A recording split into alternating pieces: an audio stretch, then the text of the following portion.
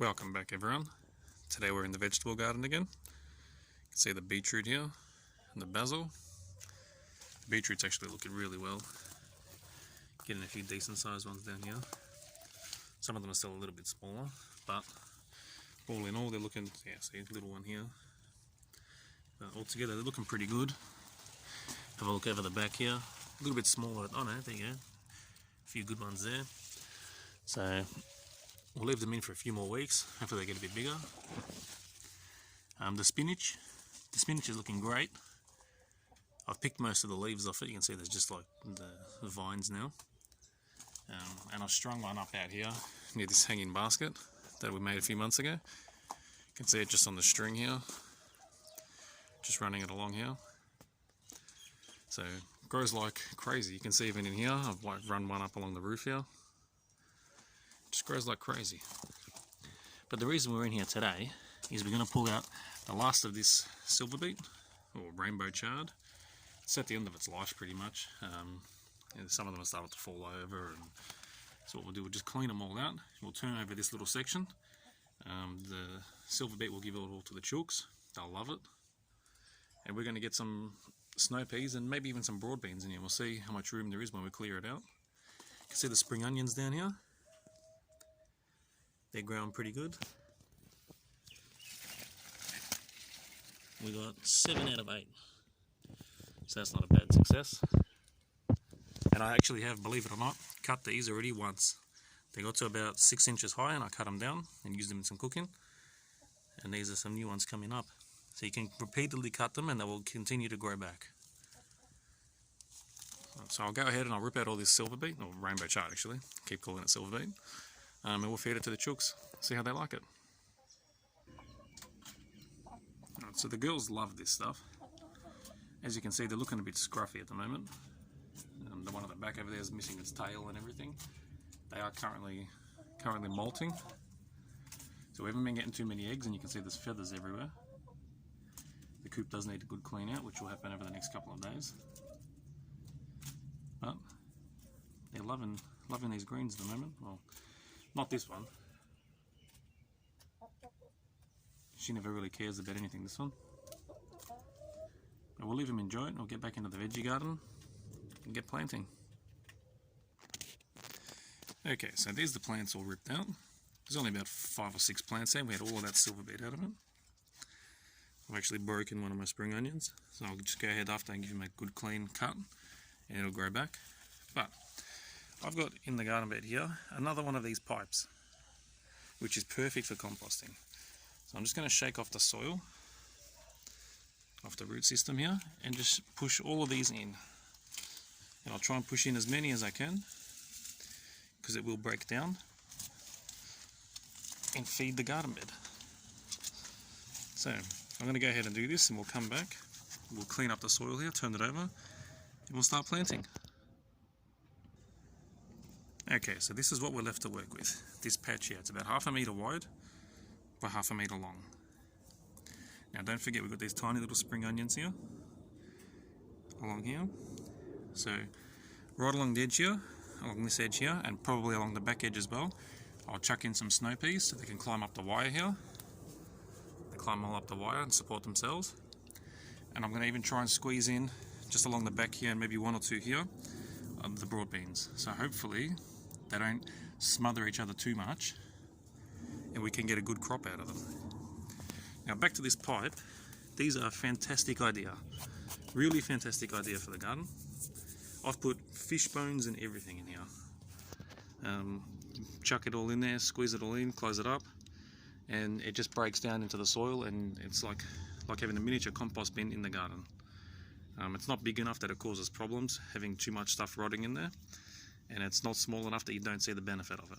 So I find it really is an effective way to get nutrients back into the soil.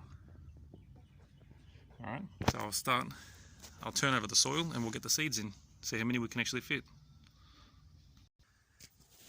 Okay, so there you go, I've turned over the soil and I've marked out the holes for the seeds to go into.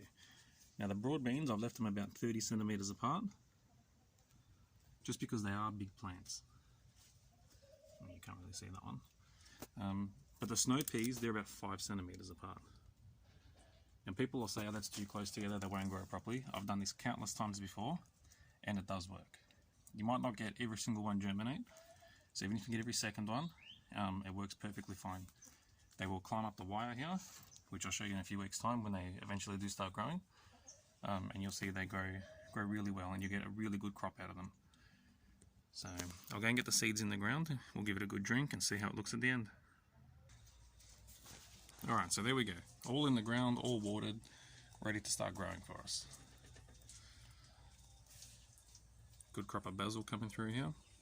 Already harvested this quite a few times. It's even got some flowers on it, which is good for the bugs. We'll go across to the other veggie garden now, see how that's going. I've given this one all a good drink. You can see all the leaves starting to collapse a little bit.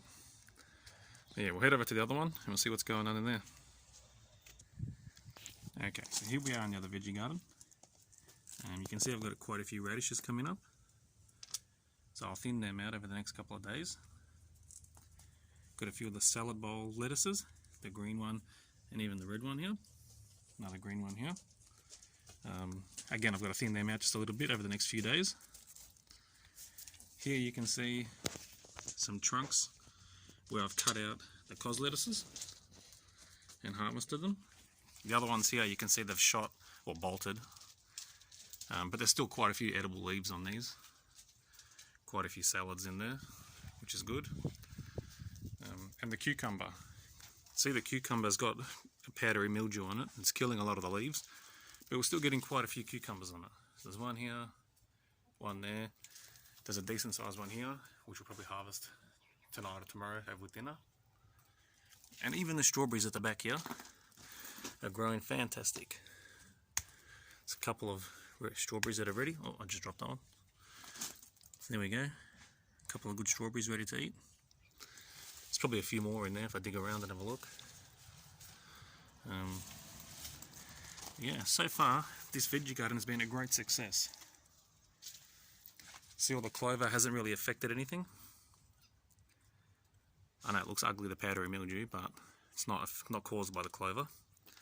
Even through here, you can see there's still clover around. But all in all, we've had at least half a dozen to a dozen salads out of this garden bed, which is fantastic news. Now we'll go over and have a look at the tomato because it's covered in tomatoes. But yeah, great work, and you can see I've got another pipe in here. These pipes are fantastic. Every veggie garden should have one. Now I know technically this isn't in my veggie garden and I didn't plant it, but how can you go past it when it's got beautiful tomatoes like this on it? Some more down there, a couple more in here. Now I don't know what type of tomato these are. People have commented on my video saying that they're a type of yellow tomato. I can't remember the name off by heart. But yeah, this was from a seed that I'm guessing a bird's dropping has been left here, or from the compost maybe. But it's growing fantastic. It's taken over half of my garden. It's come out all the way out here onto the grass. See, there's tomatoes out here. So yeah, the veggie garden is doing great. What do you reckon, Willow? Good job? Yeah? Well, I hope you enjoyed the video. If you did, please give a thumbs up and subscribe to my channel. And thanks and bye for now.